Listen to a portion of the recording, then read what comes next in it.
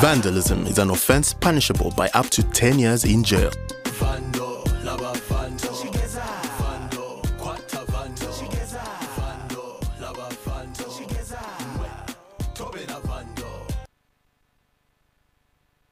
Al-Hashmiya hijja an umra. Oyagala kukola hijja oba umra ng'okulembeddwa abakugu mu mulimu guno. Jangu otambule naffe mu Al-Hashmiya. Tukukozesa emikolo gya hijja oba umra mu bujjuvu bwagyo. Olwo ate ne tukugattirako okukulambuza ebifo eby'enkizo byonna mu byafaayo by'obusiraamu. Omuli Masjidi Quba, Badiri, Uhudi, essamba z'entende Ajwa, empuku ya Hira, ewatandikira obubaka, n'ebifo ebirala bingi. Tambula olugendo lw'ebyafaayo ng'okulembeddwa abakugu nga bakulembeddwa Sheikh Swalihi Kigudde munnabugerere ku Al-Hashmiya. Tukusomesa bulungi ddala olwo n'ogenda okukola emikolo gya hijja oba umra nga by'okola obitegeera. Tusangibwa mu Ndeeba ku Pacific Building. Okumanya ebisingawo tukubire ku 0752 oba ku 0759 saako 0772 Al-Hashmiya Hijja and Umrah, where challenges are opportunities.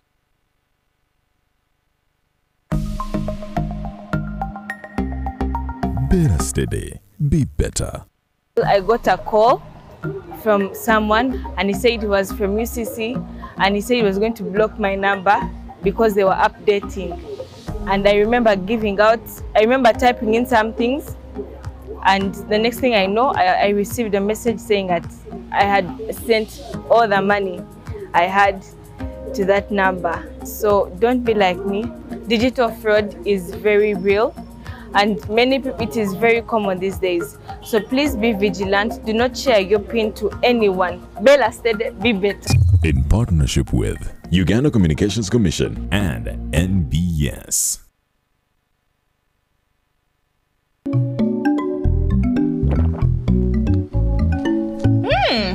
Nice place. Thank you.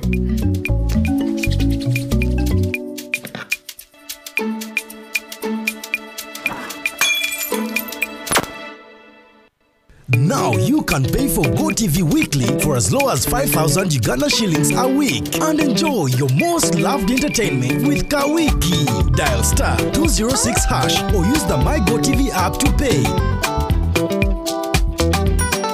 GoTV Uganda. Love it. 2026 is calling and your voters are watching, listening, scrolling and streaming.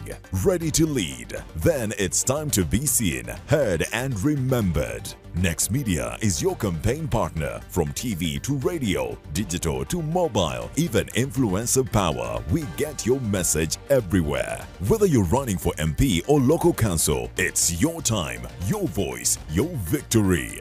Book your space now with us on 0761 001 890.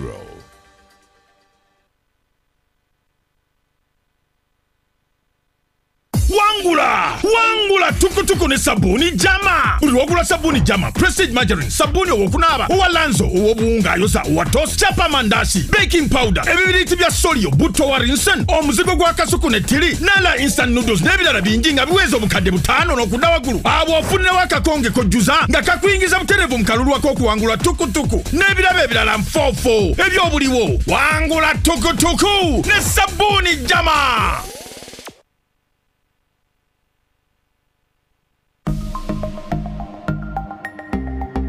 Better steady, be better. I've been called many times and they were threatening to disconnect my line if I didn't do certain things. So they were reading some content for me, some codes to put in my phone, But I realized the language they were using was not professional, and that's when I clicked that something wrong was happening. So what has happened to me many times can happen to you out there. It's important that you don't give your PIN to anybody, keep it safe, and never share it with anybody. Better steady, be better. In partnership with Uganda Communications Commission and NBS.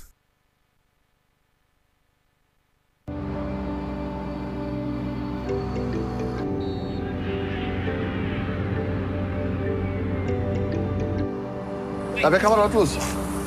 Awarunji. Nafe tujja. Oh. Bami kwani?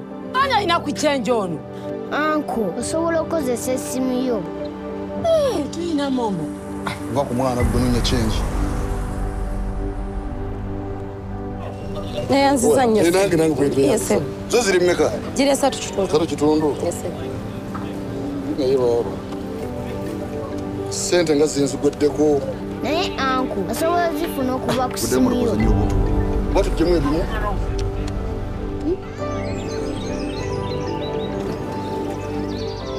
Mweba rutegeka nze no gola bankoye kuva ku macha ndi mu shopping. Juma jangu yambe ku munno muti kule ebintu. Muri mutya?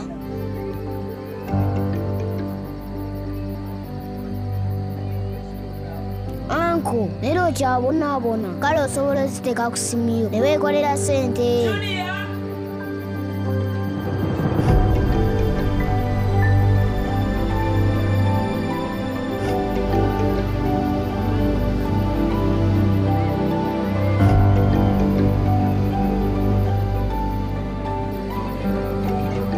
Bye-bye.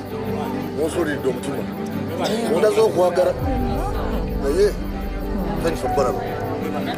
Bit, empombo wazikyaliwo jajja mwongereko. Oyagala nnyo olwombo lw'ekinyeebwa. Tewetaaga kutambula. Gwe ne bw'otuula. Tubeere mu nzikiza. Senga n'atuma olina okugumiikiriza.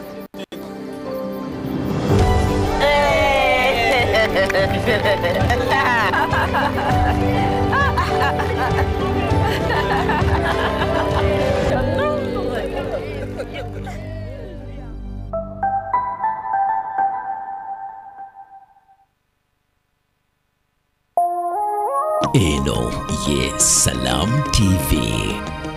In 2021, a new idea was born. Omumanyi wa Salam TV, a platform where knowledge meets competition and dreams turned into reality. Wamma butambala bweberi nakatambala. Ate buddu. Mudawulira. Naye busoga ngate mbibuzaako. Over 200 participants registered for the very first season, setting the stage for a tight and thrilling contest. From the intense battles, Nasa Sebagala emerged as the first ever Omumanyi champion, driving home a brand new car. Mubannange bwe nali nabo nimba nti nawangula ekifo ekisooka. Allah nansobozesa nenfuna ekirabo eky'emmotoka, emmotoka empya ennamu. Wakisa Hassan, the first runner-up, walked away with a plot of land and title. Ng'omuntu nali wakubiri era ekirabo kye nafuna bampa ettaka. Ettaka nalifuna ne bampa n'ekyapa kyalyo nange neefuuka landlord mu ggwanga lyange. Kino kye tukoze ky'omumanyi wa Salam twasazeewo kibeerewo buli mwaka. My team knows that we don't debate whether or not we are going to participate in the activities during the holy month of Ramadan with Salam TV. With support from big brands like MTN, Sam's Foods, Jumia Foods, Movit Products, Sema Properties, Babub Motors, Hill Water, S24 Genuine Parts and Accessories, and the campaign was a resounding success. In 2022, the contest got even bigger. School children battled out with the old. After vigorous auditions, 40 participants battled it out. Omumanyi wa Salam TV wa 2022 yono. Omukulembeze wa Islamic University in Uganda aba ayitibwa atya? Akulembera ssenkulu wa Islamic University in Uganda aba ayitibwa atya? Mufti. Ho tulimbye nnyo naawe. Buli kimu kyonna kiri redde, emmotoka gye twabasuubiza eri redde, pikipiki erirwedde ekyapa ky'ettaka kirirwedde ne screen gaggadde omuntu yagenda okubanga naye yeewangulira byonna ebirabo birirwedde abo bonna abali mu finals omumanyi nti emotoka yamwe yiino. Segawa Hassan claimed victory, receiving a brand new car. Kakande Juma earned a land title, while Saidi Abdallah Kafero won a motorcycle. Tusiimira ddala naddala okumanyisa bannayuganda ebigenda maaso. It is only this because tosobola kufuuka mumanyi okujjako ng'onoonyezza okuki okumanya. We value the programming, the broadcast of Salam TV. We value the commitment and support of all the sponsors. You are doing us wonders as a community. We know where we are coming from in terms of media and in terms of Muslim media in this country. We appreciate the sponsorship from our partners, Gaso Motors, Millennium Properties and Mark Border. The atmosphere was electric. Then came Ramadan 2023 and with it, Season 3 in full gear. We experienced massive participation and unmatched excitement. Uganda is 3 hours ahead of Greenwich or GMT. Which time zone is Uganda in? Seko luzungu nga lungi nnyo. Tegutegeere. Seko ekigenda kunsula ekibuuzo ekyo luzungu. The competition flooded with participants all eager for victory. Abdulwahab Abubakar emerged champion, rewarded with a Haji package. Kasule Ismail secured second place, worth a land title, and Isa Waiswa, who won a motorbike. Njagala nnyo okwebaza Next Media wamu ne Salam TV okuteekateeka embeera efaananako bw'eti, okwagala okwempawalinga abasiraamu b'eggwanga wamu n'ensi yonna bagende maaso n'okusoma n'okunoonya amagezi. Kubanga obulungi buli mu kubeera na information. Information is power. Naffe abamulide kyovala twava ne tugamba nti buli anaabanga atambulidde mu mbeera eyo ey'okunoonya okumanya naffe tujja muwereekerera n'okumufuula landlord. We felt as Tawakal Travel would give that gift that is the most important in an Islamic person's life and a gift that lives with you for the rest of your life. And we commit our partnership with Salam, Next Media Group, and all the other partners that we continue to work with to continue being part of this journey. And we hope that we can continue adding quality to your lives as we move together. Thank you very much.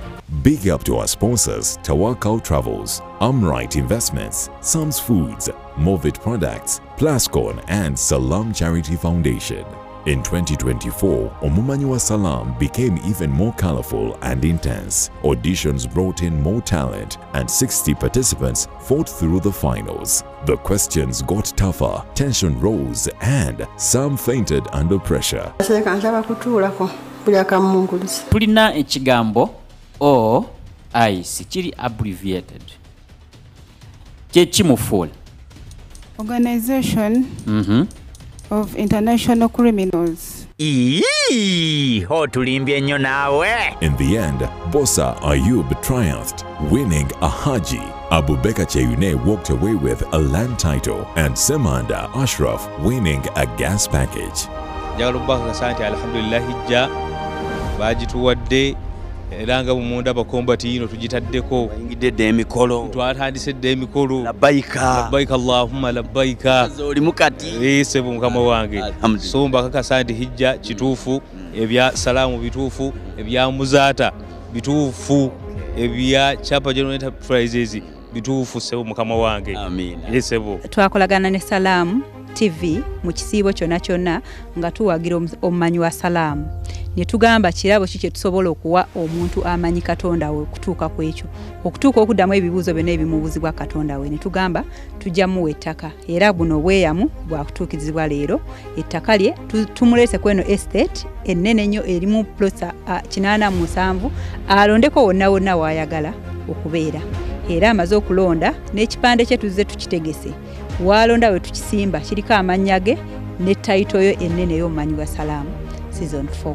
Okwebaza management ya Info Trust olw'okutuukiriza endagaano yaayo ate neetuwa ettaka eddungi lino Kasozi Thumbs up to our sponsors, Muzata Tours and Travels, InfoTrust Property Consultants and Stargas. Many others celebrated with prizes from Chapa General Enterprises, Sam's Foods, Movid Products and more. The year 2025 brought a historic surprise. For the first time, a lady champion emerged. Hadia Namatovu. Her victory lit up the female fraternity, earning her a Haji package and other rewards. Mwebale nnyo. Eno ye program gye tukola nekomekerezebwa mu Ramadan.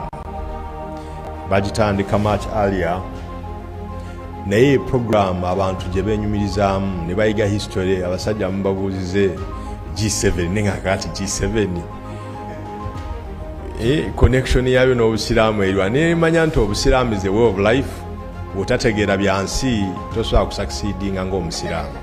Njagala nsiime ba sponsors baffe. Mwebale nnyo, mwebalire ddala. Nga simenya ani naye mwenna muli b'amaanyi nnyo aye tujja basupportinga. So Haji Karim, let's not forget these sponsors. Tubajjukirenga during Ramadan oba ku mumanyi wa salaamu. Even other days. Abategesi mbebaza nnyo olwa initiative eno. It is key mu kubanga tutambuza obusiraamu. It is key mu kubuildinga confidence ey'abaana naddala bano abeewaddeyo okubanga abajoininga competition eno.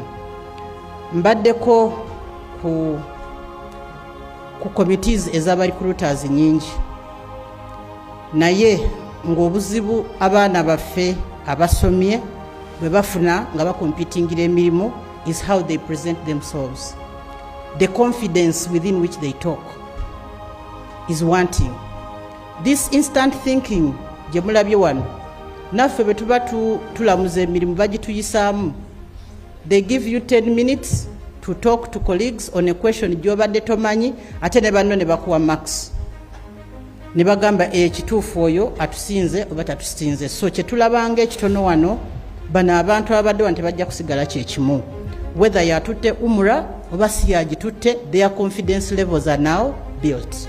Lutaya Huzairu, the first runner-up, proudly claimed a land title, and Kakomi Farouk got a high-density mattress and many other goodies. Sponsorship from Muzata Tours and Travels, InfoTrust Property Consultants, Euroflex, General Enterprises, Sam's Foods, Movid Products, Salam Bank and Salam Charity Foundation. Now, Omomanywa Salam is ready to make history, this time going nationwide. Abantu mwena aba Ankole Kigezi region n'abantu bena bogamba olulimi lw'Olunyola Kitala tubatabarusya kandi ntubashaba kwejumba omukayahayana k'omumanyi wa salaamu.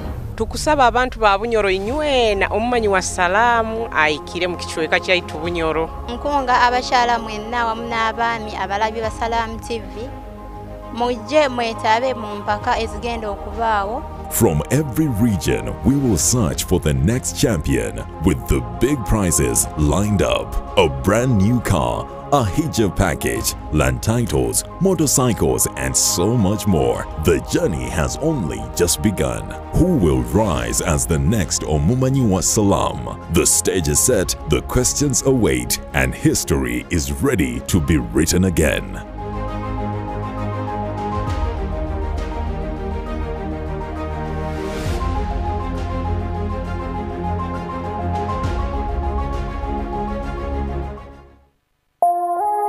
Eno ye Salam TV.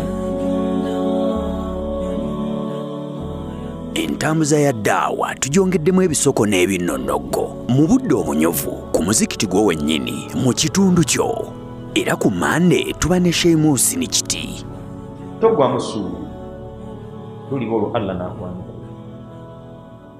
Okuwanjaga kukonna ng'akuwulira gwe tossa mukono kusaba togwa musuubi. Olwokubiri Sheikh Salim Bosa. Wasta'inu bis-sabri was-salah.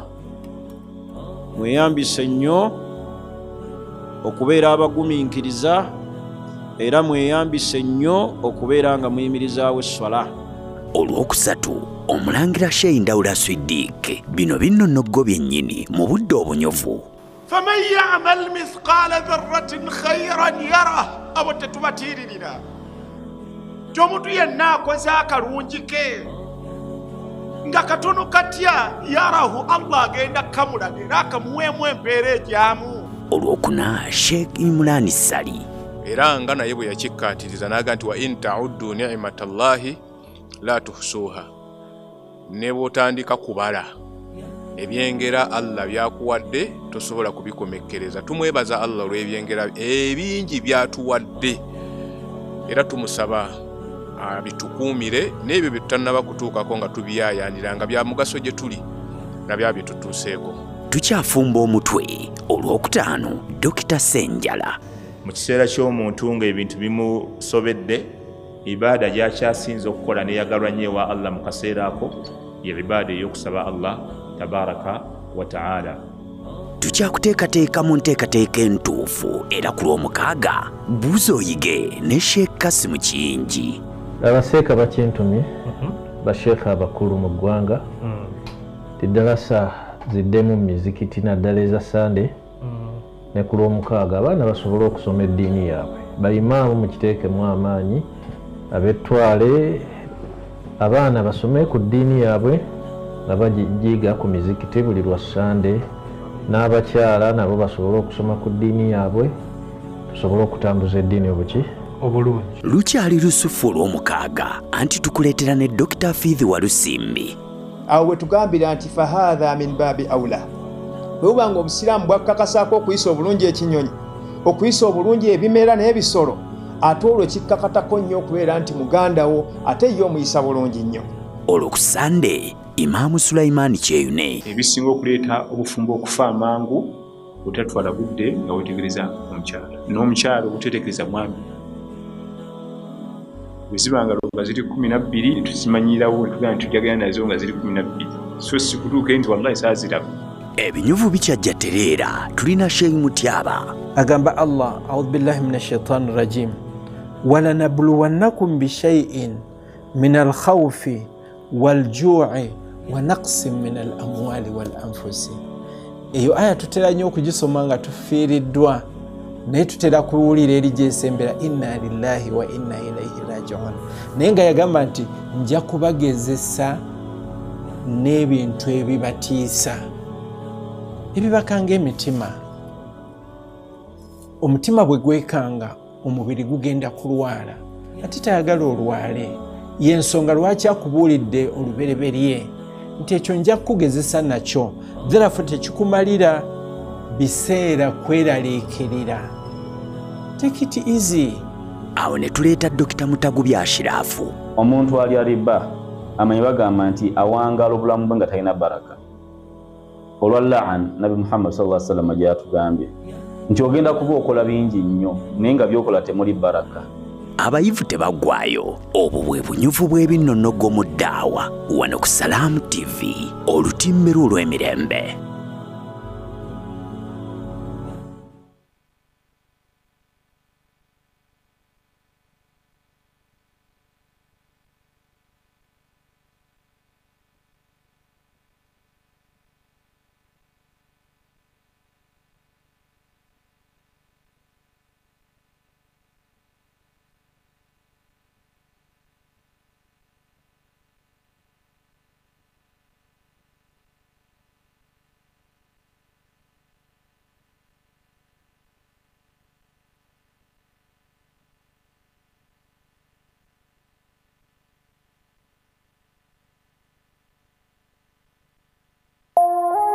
Eno ye Salam TV.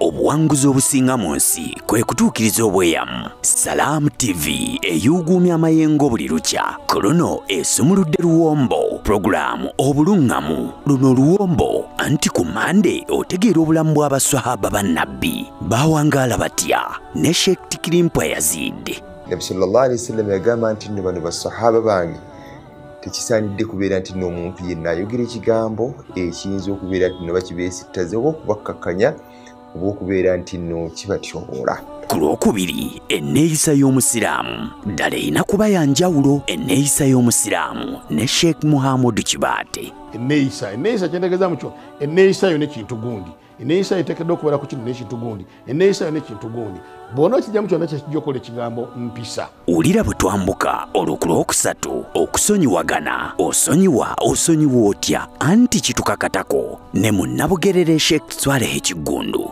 Waliwo ebintu bino bya mirundi esatu. Waliwo okusonyiwa, waliwo okusonyiwagana, wabaawo n'okwesonyiwa. Buli kimu kirina amakulu gaakyo naye ekimu kiyinza ate okukutuusa ku kirala ate ekirala kiyinza obutakutuusa ku kirala. Twesoza olwokuna tugenderera kino kikulu nnyo okugaba emmaali y'omufu mu busiraamu. Obadde okimanyi ye obadde okikola otya? Kati kitegeere mu bujjuvu bwakyo okugaba emmaali y'omufu mu busiraamu ne Dokita Sowedi Mayanja. Miraasi kitegeeza yengeri process yengeri emmaali y'omufu gyegabizibwamu eri abasikaabe. Ddala twambuka tuyingira ejjuma olwokutaano olina kigendererwa ki? Ekigendererwa oba enniya ku olwo banguka ne Sheikh Rajabu Kakooza. Enniya mu lulimi lwonna amagulu gaakyo mu lulimi al-qasdu okugenderera okukola ekintu. Olw'omukaaga tukulaga ekkubo ettuufu ly'olina okukwata ekkubo ly'obusiraamu. Gundi tova ku maini ne Sheikh Sujja Idris. Omuntu gwe bagamba nti omuntu atuuse ku buwanguzi afaanana atya? Bwe kibeera nti ogamba nti kusoma abaako eddaala lye yali aluubirira, kakati eddaala eryo singa amala n'alituukako tugamba nti oyo akoze eki? Atuuse ku buwanguzi. Olwo ku Sande tuluyingiramu n'empisa z'omukkiriza. Omukkiriza yandibadde atya? Biki byakola ne byatateekeddwa kukola? Ne Sheikh Najibu Kasozi. Okubeera ne fiqihi mu ddiini y'Obusiraamu gy'emirembe gy'ogenda okubeera nagyo wenna eyeeyitwa omumanyi. Olwo lwe luwombo lw'obuluŋŋamu. Woomera oluwombo buli lunaku. Program obuluŋŋamu wano ku Salaamu TV.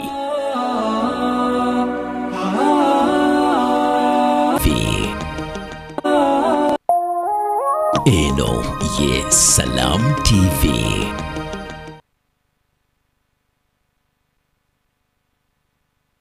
Introducing the next evolution of streaming in Africa, re-engineered from the ground up. A new look, a smarter, faster interface, seamless, powerful.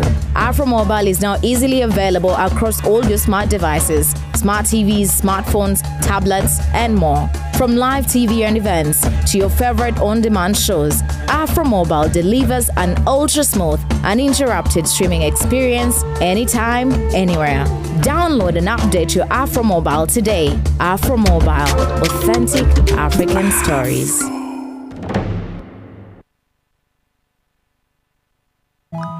Yo fam, it's that time again. Finals.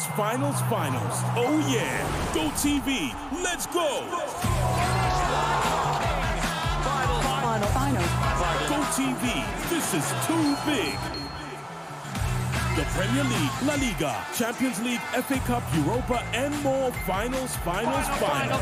Stay connected to catch all the biggest football finals with your best football friend. Go TV. Love it.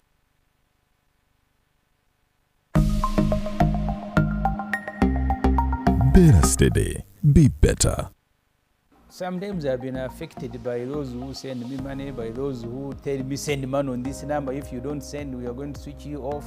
Recently, there is a man who keeps calling me from West Nile. He keeps sending money on my number. And thereafter, he says, you send back my money. Yet when you are sending money in the name of the person you are sending it to, this guy, I hope he's watching. This is like the fourth time. I have sent my money on your number by accident. Please, can you send it back? He said, is he security? So you need to be very careful. Follow the process and then master them. Let them not be in a hurry. And then be extra careful. Better steady, be better. In partnership with Uganda Communications Commission and NBS.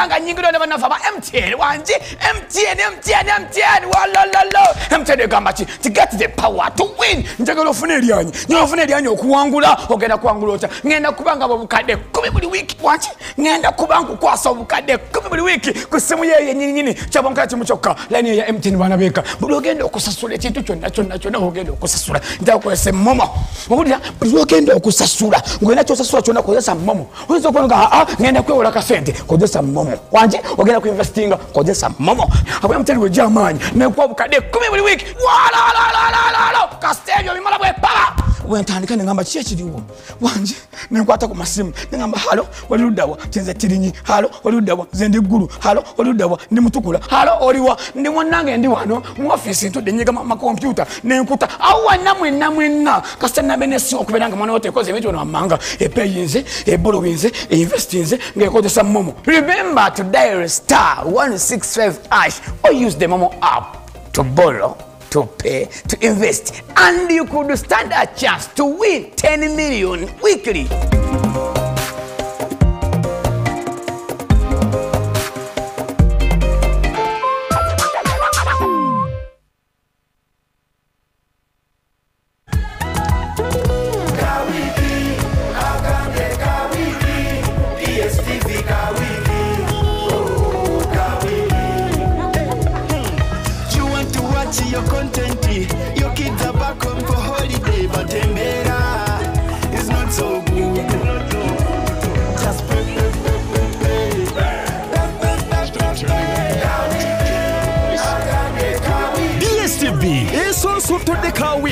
eri buli omu kakati osobola okusasula DSTV buli wiiki n'onyumirwa zishozi z'osinga okwagala okutandikira ku siringi 5,500 okumala ennaku 7 olaba lw'oyagadde. DSTV Uganda, your home of entertainment.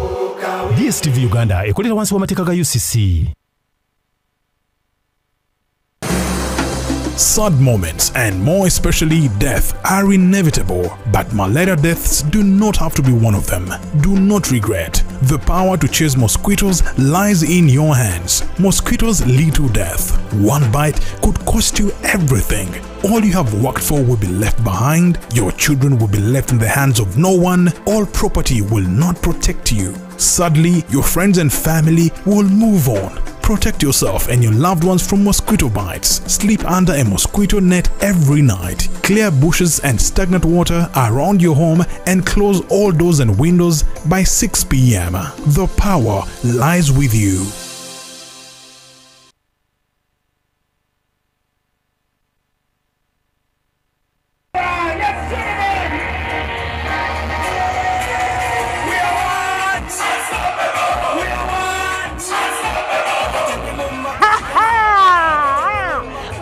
Mami musanyufu nnyo ate olunaku lwa leero tuli luddawa tuli wano mu Kaleerwe mpulira bulungi kuba nawangudde school fees z'omwana za mwaka mulamba anange katonda wattu omanyi tamu ze bakusasulidde bagenda kusasulira third term first term ne second term bannange kiyitirivu naawe osobola okuwangula onyiga ki star mukaaga 5 star 8 goberera endagiriro. Eno ye Salam TV.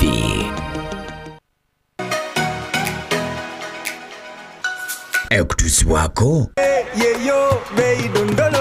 You can now get all the Chibuzi out with MTN voice bundles. Call all networks Kubei Dondoro. Buy a 25-minute voice bundle for only 1,000 or buy any daily voice bundle of your choice. Dial *100*21# and select daily or use the My MTN app. When we talk together, we are unstoppable.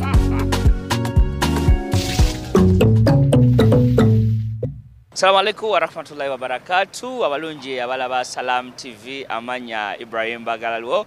Kigudde Waani tuli ne banafe aba MTN Momo abagamba nti kasera kakuza bana ku masomero kubanga obeera ng'okozesa MTN Momo osobola okubanga weewangulira obukadde 10 buli wiiki kiba kitegeeza sina buli wiiki buli lunaku osobola okufuna chance ewangula obukadde 10 bw'obanga obadde okozesa MTN Momo bw'obanga ogikozesa by the way okitegeera gwe alina smartphone osobola ogidownloadinga ate gwe alina essimu ezaffe zino zimapeesa osobola okubanga okozesa star 165 hash ogobera endagiriro buli kimu kyokola oba ozze kuba ngatto ngoyagala bakubire engatto baziddaabirize wano tobonaabona kozesa MTN Momo engatto ebajje bagiddaabirize abengatto balina kye bakola bw'oleeta engatto ogimuwa ajoze agirongoose ye naakuwa tangira oluusi eba nnene oluusi eba ntono okitegeera so embeera eyo yonna olunaku olwaleero bwetyo tugenda obanga tutambula era nga olaba ebitala by'e Kampala bikola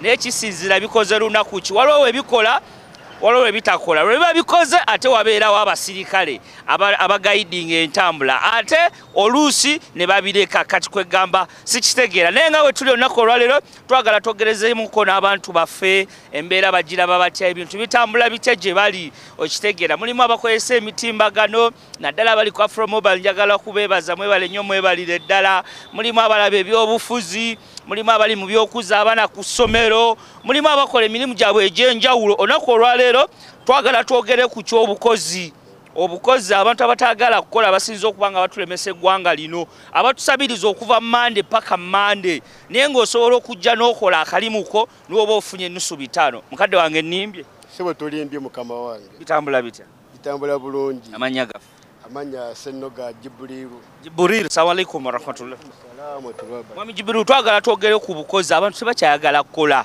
balowooza kusabiriza kusiba kapapula abantu abasinga emirimu gino bagiyisaamu amaaso era oli bw'abanga tasobola kukwata mu ngatto zino agamba gulemu bbi naye kakati nze nasibiriza ne ŋŋamba kanjemu ensonyi nkwate mu bbi wa bannayuganda mbayambe nabo banyambe naye ngera okumaliriza nga nfunye akawunga kentwalira abantu bange awaka tolowoozezza kuba mutayimbwa sirowoozezza kugamba muntu omu kwatambaddiya nasirowoozezza gavumenti ate ennyamba kulinda kansala era ne Ssaabasajja yatugamba omulango ogwo tulekerewo okusabiriza mu mulembe gw'abavubuka omulembe omutebi tubeere nga twekubaligiza buli kimu kyonna tujjewo ennaku etuluma tugende mu maaso n'okuye ne gavumenti bweneetandikiraawo okutongerezaako ffe abavuddeyo okuwatanya wakati ekiseera tukirabye nti buli wetubanga buli wobanga olina kyokoze oli najja n'akugamba mpaayo kino mpaayo omutwalo nja gukuwa Jibuliru olinamu awo 3 n'azikuwa era abo besindi sebo mukama wange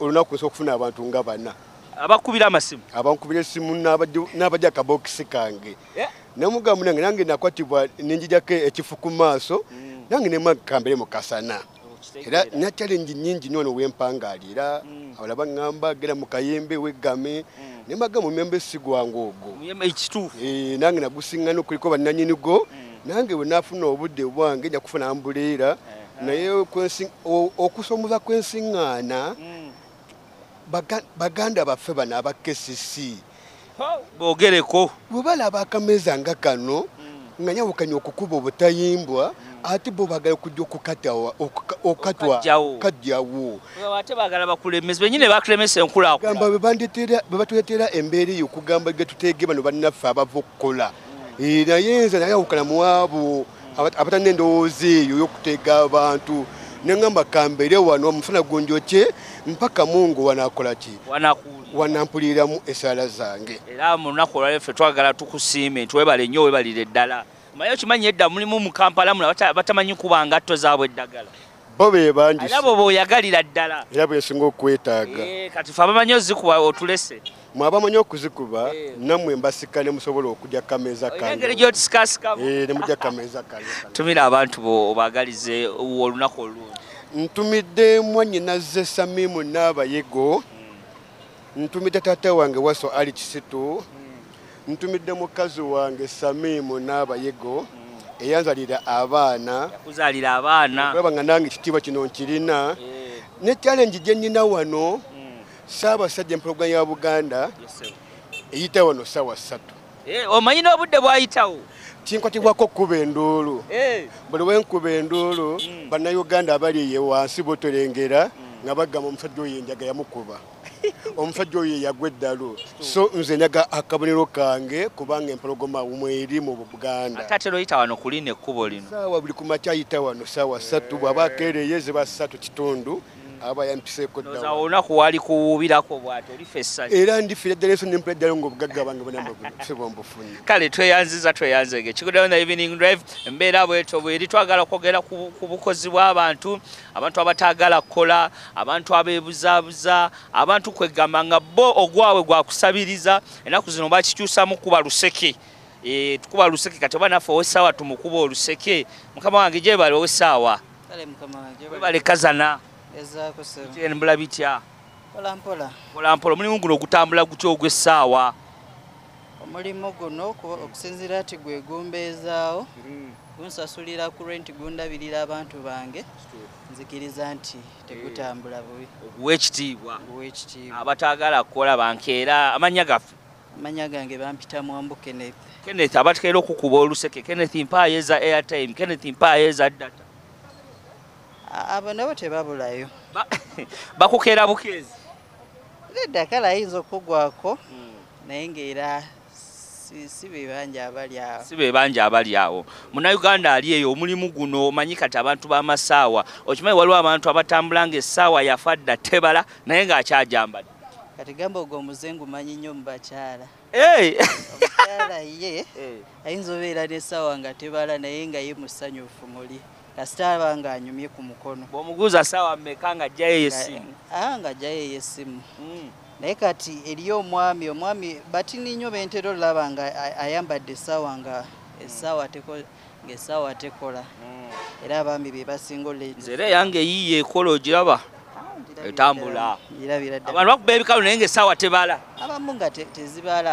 mpozi ate kati lwakuba oba bawedde mukanda eriyo n'abalala ng'essaawa zaabwe obutabala nga tebamanyi wawe bakanikira oluusi ayina kulinda lwanajjira mu kibuga naye ng'ate ebbanga lyanagira mu kibuga oluusi abalamu jaamu oluusi abalamu nga talinayo kimuleeta kyamaanyi so nga kiba kitegeeza nti wabasembereza ddala wano kati abantu b'Kamoocha bona basembeza tebakyabonaabona era simanyi abantu bange abampagira mu Kamoocha n'abampagira ku mukutu gwange ogwa Ken Watch Solutions nyinako abantu banjawulo bambi nsimanyi abantu ba Kamoocha abantu ba Bukota abantu ba Ntinda paka eyo mu Kira Bulindo bambi mbebaliza ddala otuuka n'ekira ne Bulindo bandeetera emirimu ne baveeyo ne bakuderivalingira mbebaliza ddala webalekola bambezezaawo wootali we batali mbasiso naye nawe wootali tebabeerawo ng'oyagala okukakasa anti kati kiri nti essaawa si kyekintu ky'ogenda okukola olunaku lumu okifunemu ssente zonna naye kati omuntu gy'okoma omukolera obulungi gy'agenda okuleetera abantu abalala era kati nze ndowooza nti bakasitoma bange abaasooka okundabaawo mu 2019 nga naakatandika butandisi paka buno obudde era bye byongedde okugaziya bizinesi yange eno era bambi mwebalire ddala tweyanzege naffe tukwebaza okuba nga oli mwami mukozi noza okitegedde omusajja abantu bava Kira Bulindo kujja kanika masaawa okitegera akasana ko Kampala abuzaabuza leero kaaka ziyinza okuwera ssaawa eyo nga 11 ng'enkuba etonya Kigudde wani tuli ne bannaffe aba MTN Momo abakutegeeza nti gwazza omwana ku ssomero funa chansi osobole okuba nga owangulwa obukadde 10 obukadde 10 twagala okwebaza abantu abagezaako okubanga bakuuma ekibuga Kampala nga kiyonjo tubeebaliza ddala ate ne tubategeeza banne tukuuma obutonde bwaffe tusimbe emiti bw'osimba emiti ofuna ekisiikirize kye kino kyentegeeza kino kyolaba bw'oba osimbye emiti olwo omukyala ayagala okumpa kacaayi naye nzija nywe kacaayi maama ngobye kale tewali buzibu bwetyo tuli olunaku olwaleero tuzzeko wano mu Kayembe naye kati tusooka tubuuza omukulu w'omukayembe yaani n'atubuuzaako n'atuwa olukusa naye ababooda naye mukama wange gyebale ogamba otya bitambula bitya amanya gaffe Saamu oze paakinga wano oze kuwummulamu oze kukubakuba ngatto webalereeta bizinesi webalereeta musajja muwa ku ssente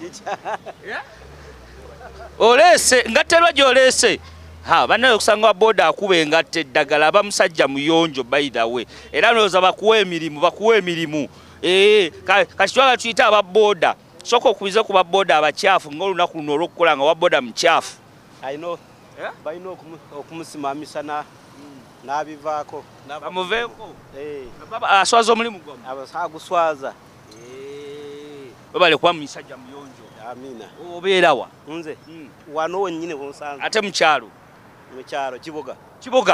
kiboga bagamba ki balungi soko batumireko ab'ekiboga mbalamusizza bonna mubalamusibuza baani abeewammwe ekiboga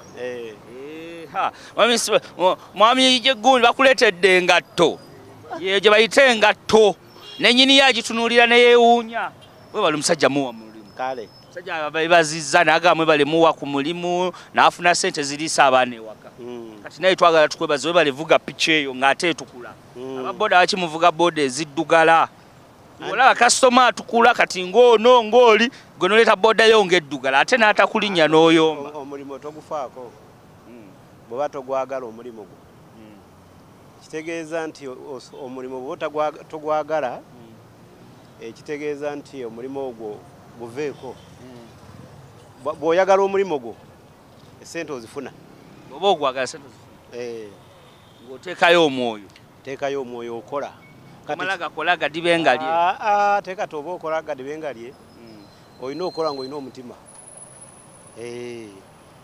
kyekiraba naawe nga otambuza ne microphone yo wano n'ojja n'otukwata kumanya ku ma TV go Salamu TV kati naawe oyagala mulimu gwo kati nange nga bwenjagala piki yange wekitiibwa tovuga tomala gavuga sivuga fwa n'oyita muwanuwe otekayo ekigere osibe ebyo sibiyina baaba towina indicator mumutekayo buteesi kigere eyange egirabe yiiyo kale tweyanzeke tukwagaliza akaseera akalungi Kigudde ne evening drive katusoke tumbeereko kuba omwakyala atunda chai ajati ne bakama baffe onozamu kitegedde empewo eva mu muti guno ebeera nnungi nnyo ku butonde bwaffe naye gwe n'obeera eyo bw'otema emiti tolina gy'ozzaawo okitegedde so kyandibadde kyabuvunaanyizibwa bw'otema omuti n'ositeekawo omuti nga Katikkiro we yatutegeeza nti oba ogenda kubuka okufuna omukyala genda n'omuti ogw'ekibala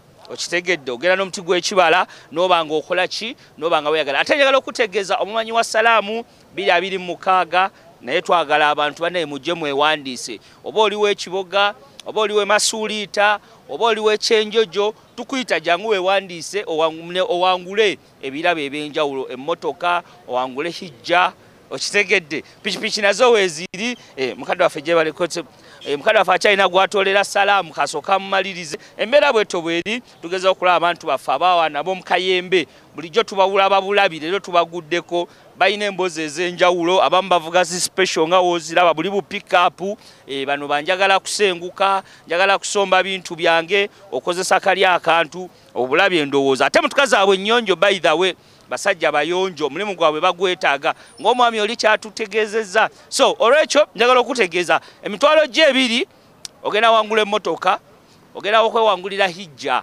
olaba tugenda ofuna omuntu ng'ava ggulu ng'awangudde empaka z'omumanyi wa Salaamu ng'atutte hijja olaba ow'emmotoka wagenda ogenda ewaabwe ekaliisiza eri ng'avuga emmotoka ekkubo lyabadde ayitamu ng'avuga atambuza bigere ng'avuga mmotoka tulina wano maama waffe ewa mukyala akola omukyala yenna akola nze mba muwa ekitiibwa mukama wange kyansa okulaba ku Salaamu TV.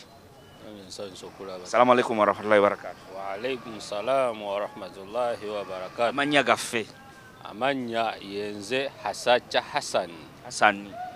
Webale kunyuma webale kusiima kitambula bitya emirimu baswahaba baffe? Alhamdulillah buli kimu kitambula bulungi nga Allah bw'abasazeewo. Leero bwakedde sebo era Mungu n'akuwa chance. Alhamdulillah nkyassa bitambula bitya? Mpola sebo tuyiiya omanyi obulamu bw'ensi webucya buli omwaka era n'agenda wasobola oyiiyiza okufuna kyaliisa abantu be. So mukama wange twogere ku bukozi abantu baffe abataagala kukola ate obusiraamu bukkiriza abantu okukola gwe abantu abatakola kiki ky'oboogerako? Abantu abatakola ekyo kiba kuye ng'omuntu naye ng'ate Allah subhanahu wa ta'ala yali yatutegeeza nti bwe tumala omusinza nga tuvudde mu masinzizo tugende tusaasaane mu dduniya buli omu asobola okufuna omugabo gwe mu dduniya gwazze eri abantu be n'eri obulamu bwe. Kati oli wabatakola nze nsuubira tayinza yita mu bulamu bulungi kubanga omuntu okufuna obulamu obulungi bw'alina okubeeramu yeeyagala alina sooka kumala kukola. Esebo. Kati abantu abo bagezi kigoyinza obba bave mu kulera engalo. Abantu abeera mbakubiriza nti babeere bakozi nnyo bave mu kulera engalo kubanga n'ensi tesobola yimirirawo ng'abantu tebakoze. Omuntu yenna alina okubeera mu bulamu obulungi alina sooka kumala kukola. Ate teri muntu asobola yimirizaawo bantu be oba naye kennyini okweyimirizaawo nga takola. Kuba Allah tatondangako muntu kubeerawo nti yagenda afuna bya bwereere. Kubanga yagamba nti omukono ogwa waggulu gwa nkizo nnyo okusinga omukono ogwa wansi. Kubanga tosobola kuba na mukono gwa waggulu nga tokola. Omuntu aba n'omukono ogwa waggulu ye muntu akola. Ate omukono ogwa wansi guba gwa kusaba kitegeeza otakola ogenda sabiriza. Omukono gulemale. Ate buli lw'osabiriza oba munyoomoofu mu bantu. Tosobola funa kitiibwa ng'osabiriza. Kituufu ekyo. Tumira abantu bo. Ntumira maama wange Namulondo Hadija omukyala eyankuza n'anfuula kyendi n'okutuuka ssaawa eno. Ne ntumira mukyala wange omulungi oyo anyiriza. Era nkulaba akaviri yakabakatereza kanteekateeka ne nsobola osisinkana ensi nga buli antunulako agamba alhamdulillah. Ayise engalo maaso alhamdulillah. Alhamdulillah. Kale oviira mu kyalo kya mukama wange? Nze ndi mutuuze Kasangati. Kumpi n'eddwaliro ly'e Kasangati gye mpangaalira naye nga nkoleramu n'emirimu gyange egisinga obungi. Kasangati w'osinziirira ate mu kyalo? Mu kyalo ekyalo kyange ndi Weemayuge ssebo. Oli Weemayuge.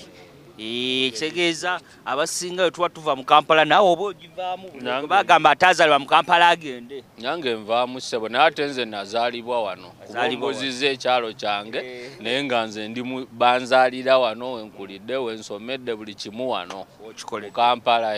Kale tweyanzege embeera bwetyo bweri Mwami Hassan ndowooza muwulidde ebigambo bye tebibadde bingi naye abadde abagamba okukola kintu kyamaanyi nnyo naddala mu Buyisiraamu batugamba tugende tukole tuleme kulera ngalo. Bakadde baffe bano nabo abatukuza nabo kintu ekyo baakolanga era ne batuzzaamu amaanyi ng'oluusi akaggo kavaayo. Mukadde wange nnimbye. Assalamu alaikum warahmatullahi wabarakatuh. Wa alaikum assalam warahmatullahi. Oli ku lutimbe lwa Salam TV sebo. Sebo. Abantu abo mbadde tubategeeza olunaku olwaleero ku mulamwa gwaffe ogw'okukola nti mwe bakadde baffe mwatulaganga ekyokukola nga n'akaggo kavaayo. Sebo. Nti omuntu ataakolenga mu kaseera ng'okeera ku makya mbaga mufulume mugende buli omu n'omuwa olubimbi. Sebo. Naye ennaku zino byakyukamu. Ebyakyukamu alhamdulillah Mungu ajja kusaasira naye ennaku zino tubazizzaayo emabega baddemu okukola nga bulijjo emabega gyaffe gye twakulira twakolanga kati emmwanyi zisimbiddwa abaana tugezezzaako balaga omulamwa nti oteekwa okuba n'omusingi oguva emabega. Ebyobusuubuzi bibeerawo birimu ssente naye oteekwa okuba n'omusingi era byonna kati batandise okubeera nga tubibalaga babikole bulungi nnyo ssebo. Amannya gaffe? Amannya nze Abdukarimu Mutaawe. Abdukarimu Mutaawe. Esebo. Abdukarimu erinnya eriddako erya mukama waffe nenga nawe oba mukama waffe. Esebo. Bitambula bitya? Bitambula bulungi. Ekitundu kino kiri kitya bukozi bwa emirimu? Emirimu ekitundu kino tubadde wano myaka egiwerako tuwereddemu abaana madiguli basomye era tukolera ddala myaka nga 28 kwasatu gye tukoledde wano mulimu guno gwa space tugwenyumirizaamu gutuwadde ebirungi na buli kimu muguweereza. Oliwo omugamba nti mu special omwo nzimbyemu ennyumba mpereddemu abaana ayinza owakana nagamba n'abasajja kati balimba bulimbi. Abamu bayinza okuwakana nga takkiriza naye okwata mpola mpola sinza gye twatandikira nga tuli bavubuka mu myaka 3 kati olede maze okweza emyaka 6 era nga nkola omulimu guno nga mpeereza. Gulimu ogumanyi. Ngumanyi buli kimu gubaddemu obuzibu bungi okuttibwa kola kutubbako motoka ne bazibba naye alla era natusose nti batukyali balamu. Awo wennyini okubba kw'emmotoka nga kukyase nnyo naddala nga tusemberera ennaku enkulu. Kwabeerangawo nnyo naye kati ebiseera bino batuleetera kamera n'ebintu ebimu byataasataasako tebikyalinga luli. Tekinologi weeri. Era omuntu ajja amanyi nti ayinza okugijja wano ayinza obutagituusa kyengera. Nga baamufunye dda. Kale awo waliwo enkyukakyuka nnenemu. Edda bwabanga buzibu bwerere gwovuga tomumanyi talina mpuliziganya nti okube. Era nga obwo buzibu no lumu nze baali bagendera kunza emmotoka baali baginzigirako ntinda. Naye bwe baavaamu ne badduka nenkomawo nga bansibye emigwa naye nempona naye kati empuliziganya weeri tewaliwo mpuliziganya batta nnyo bannaffe. Tusaba obweka akagambo okwowa abalabi ba Salamu TV ne umma yonna ekulaba ku Salamu TV. Okay, Salamu TV bannange tubeebaza okubeera nga mutuweereza bulungi. Kyekisooka kubanga nange ndi musiraamu njiraba era ensanyusa nnyo. Oyina ogiraba? Njiraba sebo. Programu ki gy'osinga okwagala ku Salamu TV? Programu gye nsinga okwagala okubeera nti nno mutuweereza luwonga mukodomi wange yagendako e Makka sobola okubeera nga mumukwata ne mumuweereza n'endala programu nnyingi nnyo ezinyuma. Seeka booseka ki gw'oyagala gw'olaba nti oyo seeka wange mulaba? Ntera nnyo okwagala nnyo seeka kiti. Ye abeerako nnyo. Essebo. Kale tumira abantu. Kale olw'ensonga eyo tumirako maama wange Hajjati Afisa Nanyonjo erukenke Lwabenge akyali mulamu Lwabenge eyo. Ntumira mukyala wange Namutebi Sulaina anfumbira ettooke gyali bw'ati akinkyayinemu. Okyayinemu muzeeyi? Endala zitagalagala ennaku zino bazitagazatagaza. Wagamba nze kasigaleko omu oyo angumidde emyaka 33 gyanfumbidde. 33. Esebo ntumirako muganda wange Hajali babuulira erukaya Haji Bukenya. Tumirako muganda wange Twaha Mutaawe. Tumirako bannyinaze Hajjati Madina, Hajjati Nabukenya, Hajjati Mariam, Hajjati Aida. Bonna baganda bange bonna mbatumidde nnyo. Esebo tweyanzege mwebale kusimba kati kano bannaye kisi tuli asagala nava wano.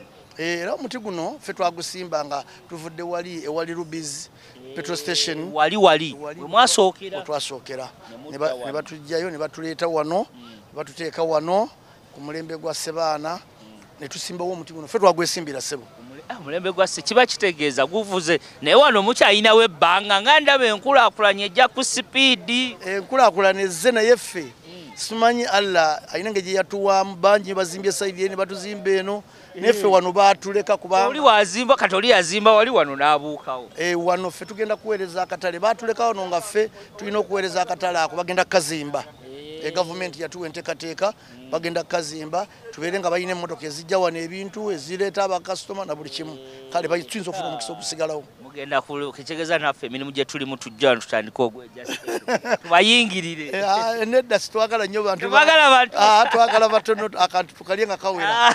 Kale mukadde wange tweyanzege Kigudde Evening Live noze embeera ogitegedde. Abantu we bati bw'otuula n'owuliriza emboozi ofuna ekyokuyiga. Abagambye ebintu bingi bikyuse omulimu bagulimu bakyagulimu naye gwe n'obeera ku mulimu n'omalako omwaka gumu bw'ate ssente bampa ntono n'oguvaako onaakoma. Mukadde waffe omulimu agumazeemu emyaka 3 ate akyavuga. Kiba kitegeeza ne waba avuga tagenda kuvugisa bino bya kimama. Mukadde waffe abavubuka bavuga bubi. Bo bavuga bubi nnyo ennaku zino. Abaana ba Subaru abo engeri gye ziri za automatic bavuga buvuzi era bakoze accident nnyingi pozi n'aba bodaboda. Nozo kitegedde. Kale watso tulio nako lwalero tugeragenda mukumulamuko katono we tukomawo tukyali ku kigambo obukozi gwe ali atwala ku Salamu TV wazukuse ku machano ogenda n'okola oba okyaleze engalo. Kale katukomewo tovaawo. Ekutusibwako You can now get all the Chibuzi out with MTN voice bundles. Call all networks Kubei Dondoro. Buy a 25-minute voice bundle for only 1,000 or buy any daily voice bundle of your choice. Dial *100*21# and select daily or use the My MTN app. When we talk together, we are unstoppable.